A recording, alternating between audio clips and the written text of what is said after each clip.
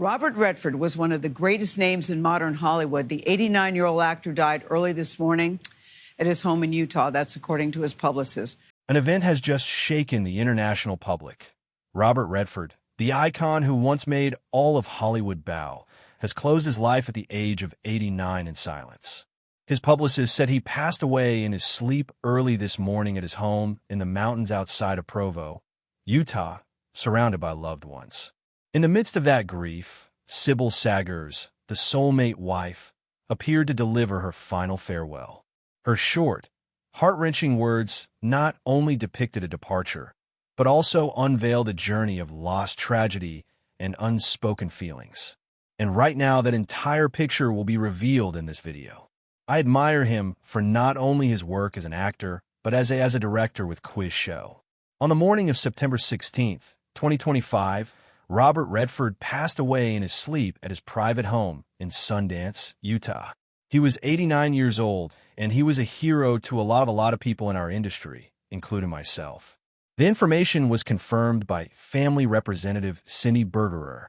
She said Robert Redford passed away on September 16th, 2025 at his home at Sundance in the mountains of Utah, the place he loved surrounded by those he loved. The family requests privacy. This was the only statement issued on behalf of the family, brief complete, to affirm their wish for privacy in such intimate hours. Within just a few hours, the news appeared on major outlets such as CNN, The New York Times, and People.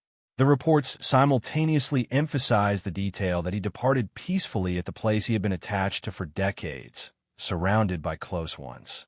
In several private interviews, his wife, Sybil Sagers, spoke out. She shared, "Robert left peacefully right at the home he loved. For me, it is a loss beyond repair." She added, "I hope people remember him not only as an actor or director, but also as a devoted husband, father, and friend." Her words, delivered in a deeply emotional atmosphere, became one of the rare personal notes amid a series of official announcements. What he did for young filmmakers with Sundance in the USA. It's unprecedented, and it was amazing. Sybil also recounted the final days with her husband. "We still talked as usual. He never showed any fatigue, but there were moments when Robert held my hand for a long time and said, 'I just want you to know that I have found peace with you.'" One evening, Robert also unexpectedly mentioned his two sons who had passed away. Sybil recalled, he said, "I miss Scott and James. I want to see them again." Those short but deeply moving words left her speechless. I cannot hold back my tears. We sat silently, just holding hands tightly. I understood that it was Robert's way of expressing his most hidden feelings, and also one of the rare moments he revealed the wish to be reunited with the loved ones who had gone before. She continued to confide.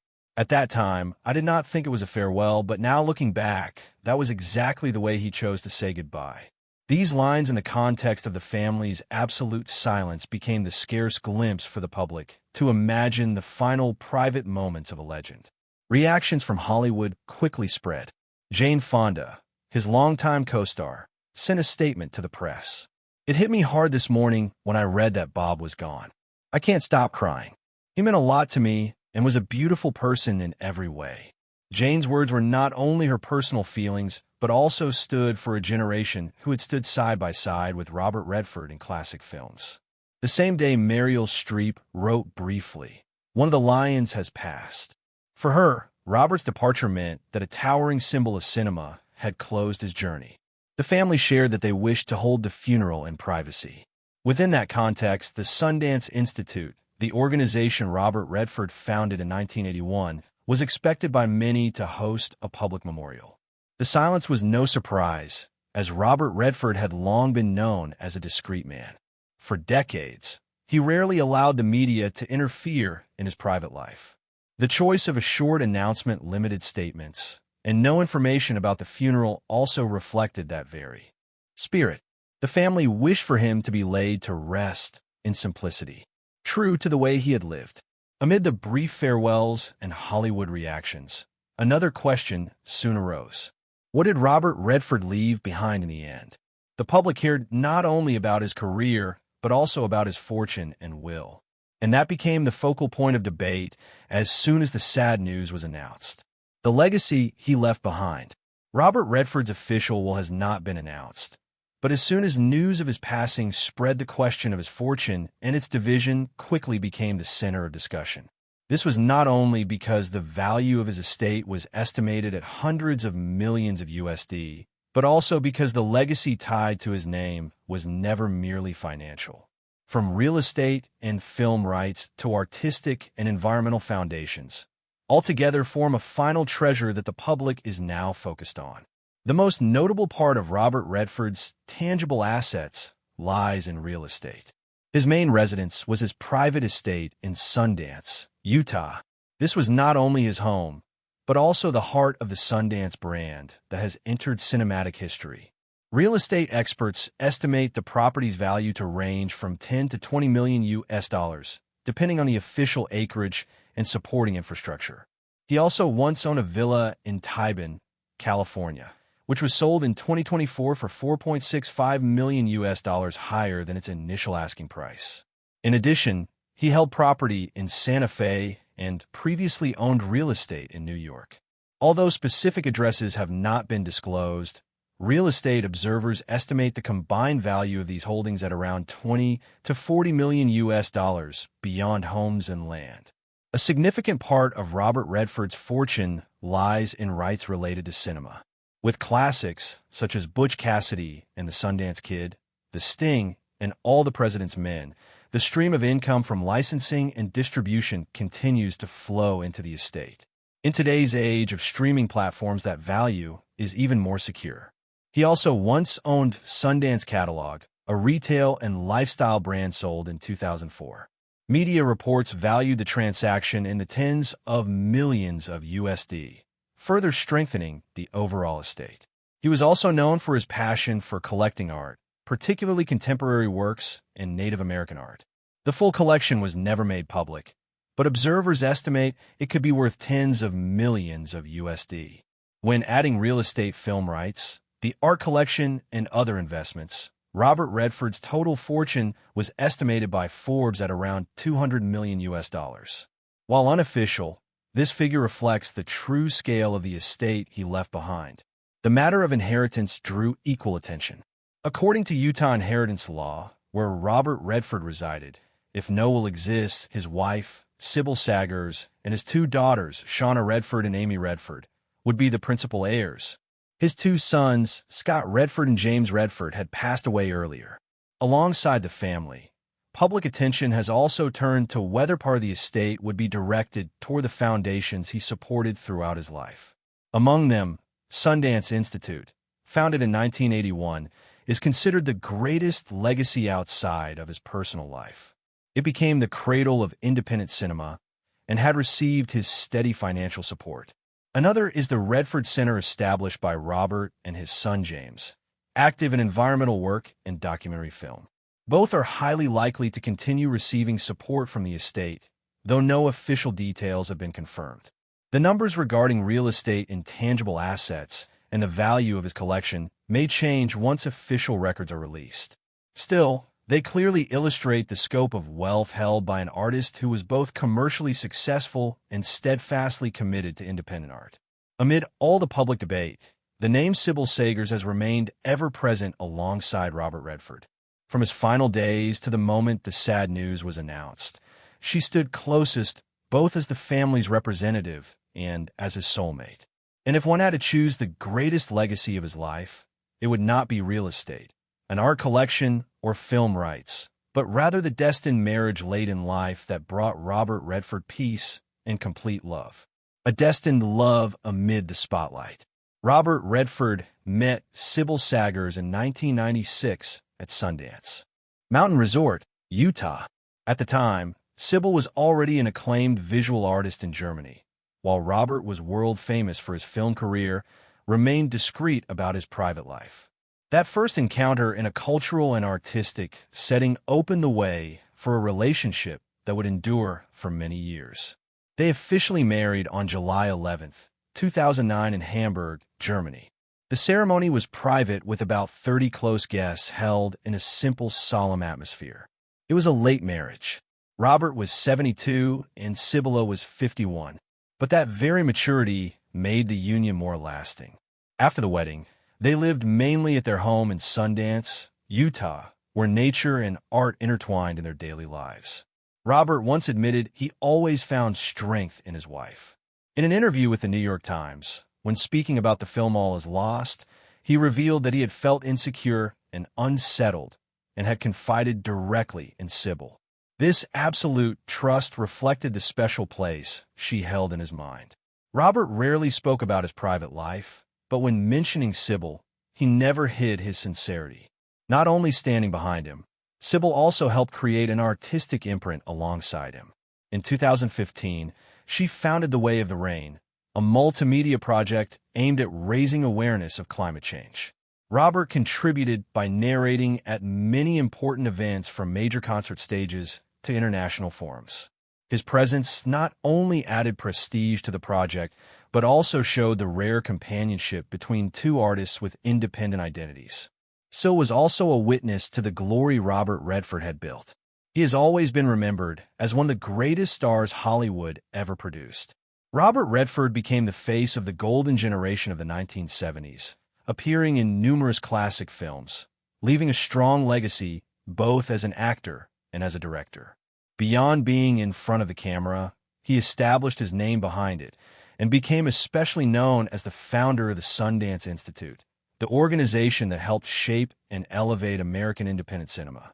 Generations of directors have acknowledged Sundance as the springboard that launched them to the world. Even so, a brilliant career never overshadowed Sybil's role. She remained an independent artist with her own works and her own voice in the fields of environment and art. When accompanying Robert at events, she appeared not only as the wife of a legend, but also as a creative individual with distinct contributions. This balance made their marriage a rare union: emotional, professional, private, public. Behind a strong marriage and a celebrated career, Robert Redford still carried tragedies that could never fully heal. The loss of his two sons left a heavy void in the family. Those losses became an indelible mark, casting light upon his very body of work in cinema. A spiral of tragedy after the glory. Robert Redford's first son, Scott Redford, was born in September 1959. Just over 2 months later, on November 17th of the same year, the infant passed away from sudden infant death syndrome. That unexpected loss came at a time when Robert was only beginning his film career, leaving behind pain that lasted for decades. In many later interviews, he admitted the loss had pushed him into depression and changed the way he viewed life. Losing a child at such a tender age became a lingering wound in his mind, one he rarely spoke about publicly. That pain struck again with his second son, James Redford. James was born on May 5, 1962, and later became a respected documentary filmmaker as well as an environmental activist. Together with his father, he co-founded the Redford Center, a nonprofit organization focused on film and environmental issues. But James struggled with illness for most of his life. He underwent his first liver transplant in 1993 due to a bile duct condition. By 2020, he needed a second transplant, but afterward was diagnosed with bile duct cancer. On October 16, 2020, he passed away at the age of 58. When the news of James' death was made public, Robert Redford released a short but deeply emotional statement. He said, "The grief is immeasurable with the loss of a child." These words revealed the suppressed pain he carried. Throughout his life, losing two sons at different stages etched an indelible mark on Robert's psyche and existence. The impact of these losses could also be seen in his artistic career. Critics and the press have often noted that the 1980 film Ordinary People, which Robert directed, and which tells the story of a family facing the death of a child, reflected aspects of his own personal experience. The film won the Academy Award for Best Director, but for him, its value perhaps lay more in the ability to transform private tragedy into a work that touched audiences deeply. Beyond his two sons, Robert had two daughters, Shauna Redford and Amy Redford. Both lived quietly and seldom appeared in public.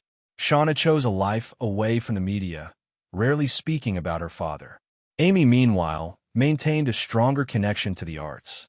In 2022, during a conversation with a Gist magazine, she said film as a pathway to connection, though she did not directly mention her father. The statement reflected Robert Redford's lasting influence on her artistic vision. The daughter's silence in the face of family tragedies also reflected the Redford family's tradition, discretion, and avoidance of media attention in personal matters. This approach was consistent with Robert himself, who for decades had chosen simplicity and restraint when speaking about his private life. After such personal tragedies, Robert Redford sought peace in his final years. He withdrew to the mountains of Utah, where together with Sybil, he continued his work in art and environmental causes, and those final days became the way he chose to close his long journey. The complete chapters of his final years. In 2018, Robert Redford announced his retirement after the film The Old Man and the Gun. In an interview at the time, he said he wanted to close a decades-long acting career to focus on directing and his private life. Still, the withdrawal was not entirely absolute. In 2019, he made a brief appearance in Avengers Endgame, marking a rare exception. It was seen as a gentle farewell before he stepped away from the spotlight completely. Robert's last major public appearance with his wife was on September 26, 2019 at the Gala for the Global Ocean in Monaco at the event organized by the Prince Albert II of Monaco Foundation. Robert wore a black tuxedo, while Sybil Sagers appeared in an elegant long gown. Both attended as honored guests supporting ocean conservation. The photo taken at the event became one of Robert's final public images before the international audience.